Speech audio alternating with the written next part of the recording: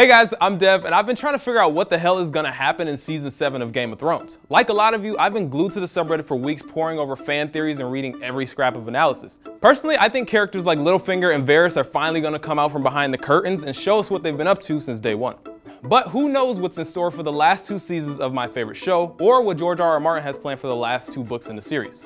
I don't think I blink when I watch Game of Thrones, but I still miss things. So I don't know where I'd be without the super obsessive theory crafters of the Ice and Fire fandom. They're just a small segment of the huge passionate community that sprung up around this epic fantasy series. So we spoke to some of the saga's biggest fans to find out what makes them tick and to learn more about the origins and the future of a community of Ice and Fire.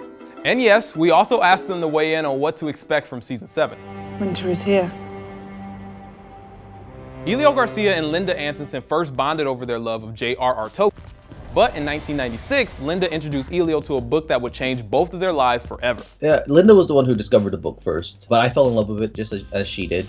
Blown away by Game of Thrones, they found a place online where they could discuss the first novel with other early fans. Dragonstone, which was a little forum hosted in Australia, and a few dozen people had found this little forum and were talking intensely about all these aspects of the book. Around that time, Elio and Linda started to work on their own RPG set in the world of Westeros. When we got in contact with George and to ask permission to do the game, we also mentioned somewhere along the way that we had started doing depictions of the heraldry, but we, cobbled them together, and he thought it was really cool. He sent us more lists of heraldry that wasn't in the books yet. We would send him, here's the latest batch, and he would send back notes, and it was a very active sort of collaboration for a while. They created a website to host all their research and serve as a resource for players. It turned out that George's editor thought, this could be an interesting document for us to have as a reference as well. Can you send it to us? Elio and Linda have become sort of fact checkers for Martin himself, that's huge.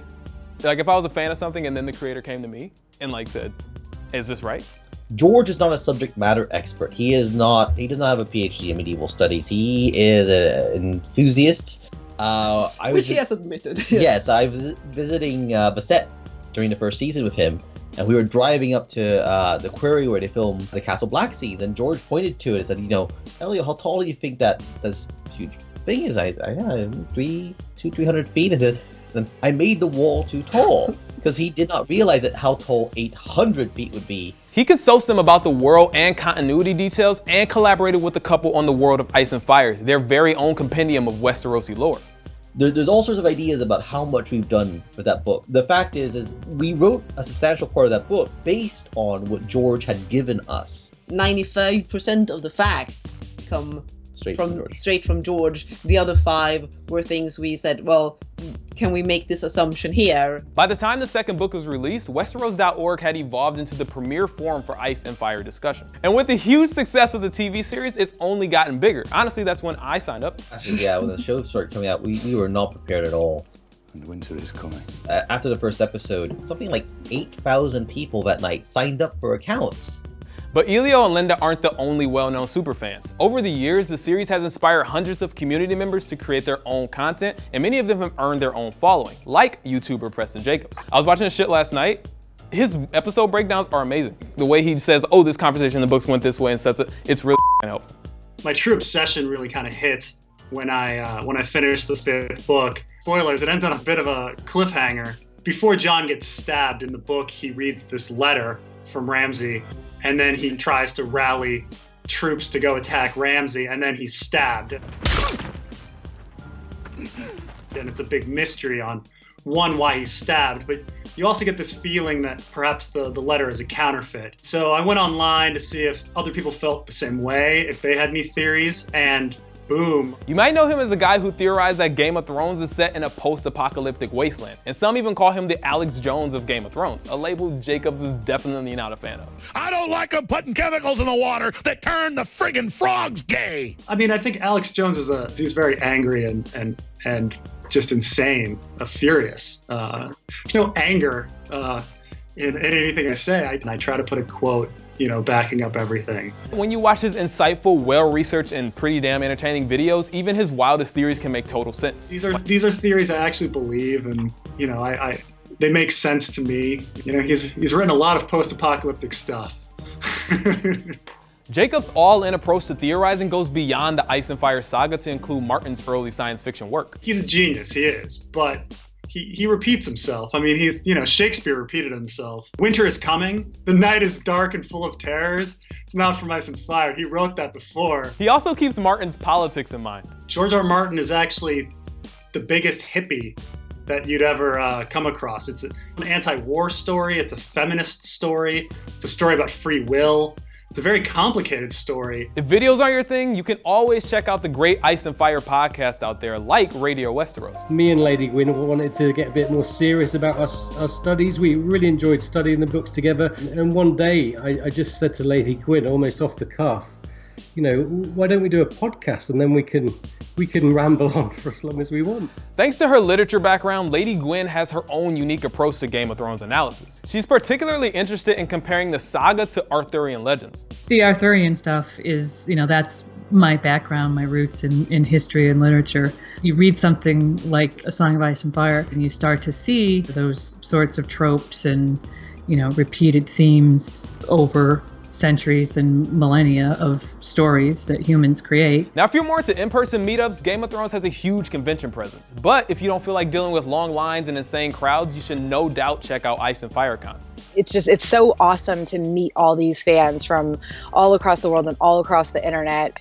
Everybody's nice. Tara and her friends founded the convention in 2012. Some friends and I got together and had some little activities like in our hotel rooms and stuff, and there was a photo shoot for cosplayers that was organized that I was part of, and my friends and I were like, there's something to this. 5 years later, it's grown beyond Tara's wildest expectations. I don't know, I hate using the word proud, but I am proud of it. It's not the glitziest convention, and you probably won't see any cast members there, but there's plenty of cosplay, community panels, and awesome activities. Cushion your skull like I did the Red Viper! And we have a costume contest. We also have a tournament. It's basically like LARPing. There's like late night gaming, our Saturday night dance party. Just so many great people. I can't say that enough. It's a smaller, more intimate gathering that's more party than press conference. In a way, it's closer to the cons of the 70s and 80s where Martin cut his teeth as a fan and built friendships that served him throughout his career. For these folks, The Song of Ice and Fire has become more than just a fantasy saga. Even these mega fans who spent hundreds of hours poring over every line in the book still have their favorite characters. Catelyn Stark is indeed my favorite character. She felt like just a normal woman in a tough situation. So our favorite characters kind of change a lot, but this present time it's Brienne of Tarth. She's really a fascinating character. She embodies true knighthood on the one hand, and on the other hand, she has this element to her character that's very similar to Sansa Stark. They have the same dreamer-like qualities going through right to their core. Sansa is one of my favorite characters, and I'm really hoping to see her and Arya reunite and possibly kill Littlefinger, which is one of the main rumors I've been following. And of course, they've got their predictions for the upcoming season. You're going to see a lot of characters that you forgot about, like Beric Dondarrion, just die. They're going to bring him back, and then they're going to die. Jon Snow has to go north of the wall to catch a white. I think you'll see a zombie dragon. And that's basically, I just spoiled the whole season for you. With the TV series coming to an end and the last two books way beyond the wall, we asked where they see the community in the years and decades to come. I think George has created a lot of stuff that is going to last. I mean, it's being taught in college courses. It will be a permanent part, I think, of popular culture. Harry Potter, Lord of the Rings, and A Song of Ice and Fire. You've still got the two books. There's a lot of the kind of novellas to be done. Today we know the whole world. There are no secret little nooks and crannies where there are mysteries awaiting the explorers any longer. And he wants his world to be full of those. We don't know where Game of Thrones is going or whether Martin will ever properly finish the saga. We may never get all the answers, but for fans like us, that's part of what makes A Song of Ice and Fire so special. We're all big Game of Thrones fans here, so let us know in the comments below what kind of Game of Thrones content you want to see on Now This Nerd. Thanks.